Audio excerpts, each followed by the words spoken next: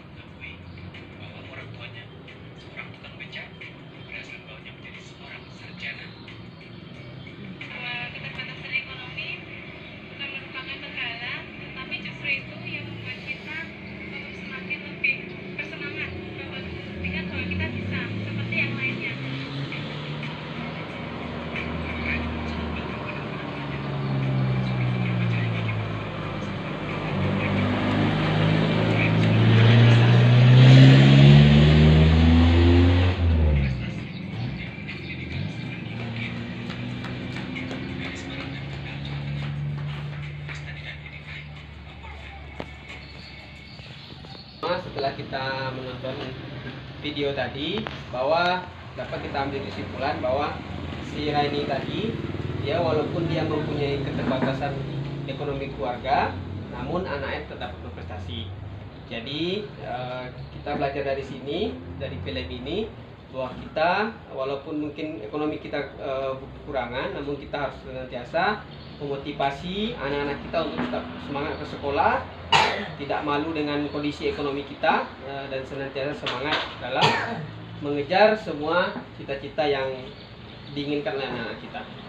Baiklah, jadi ada beberapa pesan kunci pembelajaran yang dapat kita ambil dari sesi kita yang ke-12 ini tentang pencegahan, penelantaran dan eksploitasi terhadap anak. Yang pertama adalah tidak memenuhi hak-hak anak adalah termasuk kategori penelantaran anak. Jadi hak-hak anak tadi adalah seperti contoh-contoh penelantaran itu adalah seperti kita tidak memberikan makanan yang sehat, aman dan bergizi. Yang kedua itu contoh penelantaran itu tidak diberikan tempat tinggal dan pakaian yang layak. Yang ketiga, tidak pernah diberi waktu dan kesempatan bermain. Yang keempat, tidak diizinkan sekolah. Yang kelima, tidak melakukan imunisasi terhadap anak. Yang keenam, tidak ke posyandu untuk menimbang berat dan ukur tinggi badan. Yang selanjutnya, tidak dibawa berobat ke puskesmas atau kesehatan lain ketika anak sakit.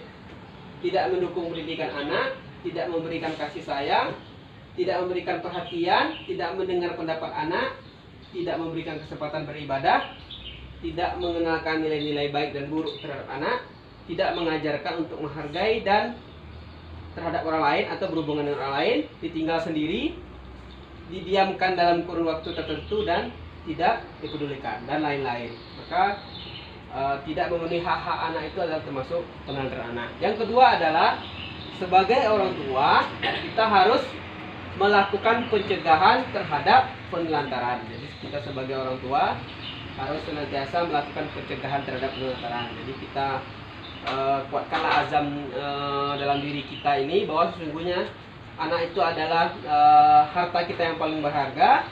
Maka harus kita jaga dengan sebaik mungkin dan kita jadikan anak-anak kita menjadi orang lebih baik lagi dan bisa bermanfaat untuk bangsa, negara, dan agama kita. Yang ketiga adalah segala bentuk pemanfaatan anak untuk mendapatkan keuntungan materi maupun bukan materi adalah eksploitasi anak.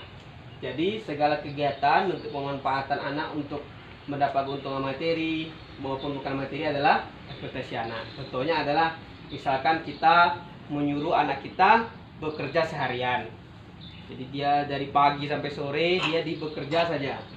Jadi kita kan dapat keuntungan dari itu. Jadi itu tidak boleh. Atau membawa anak kita, menyuruh anak kita mengemis di jalanan dan lain sebagainya. Itu adalah sebagai bentuk eksploitasi terhadap anak. Maka itu dilarang oleh negara dan undang-undang.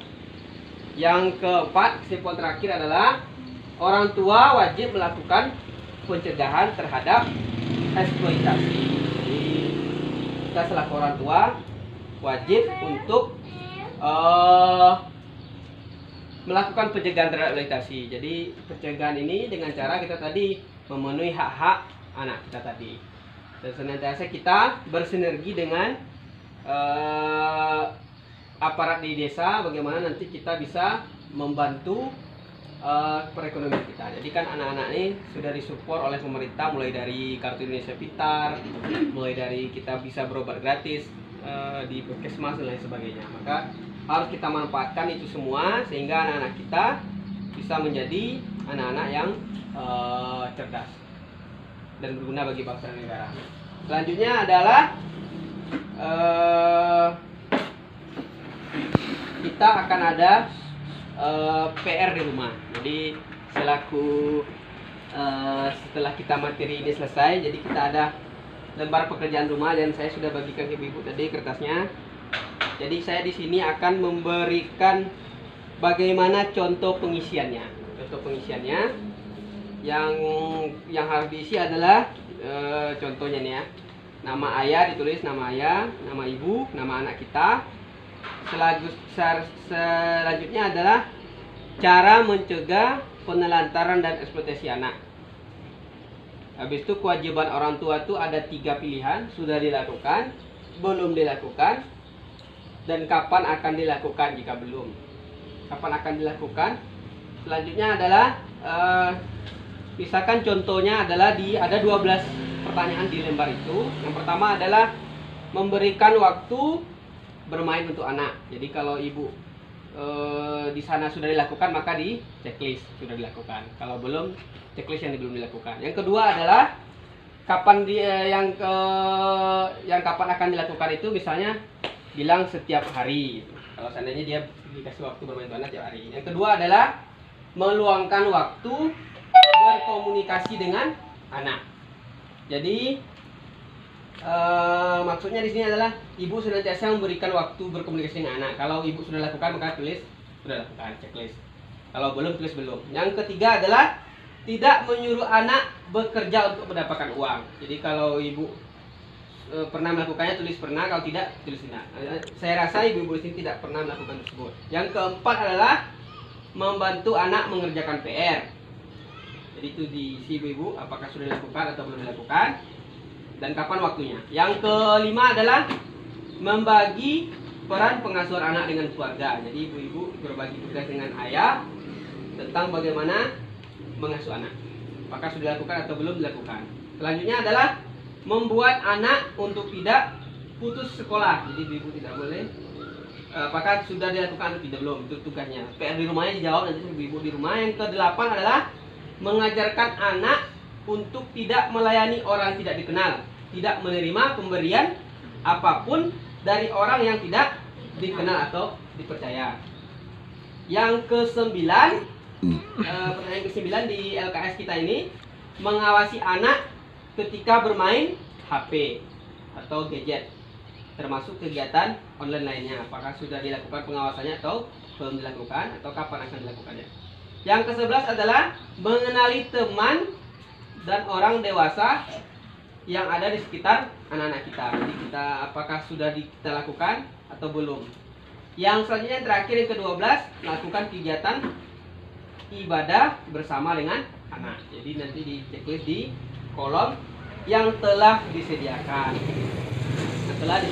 Dan kepada para ibu-ibu untuk mengisi lembar penugasan tersebut di rumah bersama keluarga. Demikianlah yang dapat saya sampaikan pada kesempatan kali ini, pada pertemuan kali ini tentang sesi ke-12, pencegahan dan penelantaran dari depresi anak. Mudah-mudahan bermanfaat bagi ibu-ibu semua. Kita tutup dengan lafaz hamdalah, alhamdulillahirobbilalamin, dan mari kita berdoa. Mudah-mudahan kegiatan kita di waktu lain lebih sukses lagi. Dan terima kasih banyak kepada ibu-ibu semua yang telah datang ke sini, menyempatkan waktunya walaupun kita punya kesibukan masing-masing. Wabillahi taufiq wal hidayah. Wassalamualaikum warahmatullahi wabarakatuh.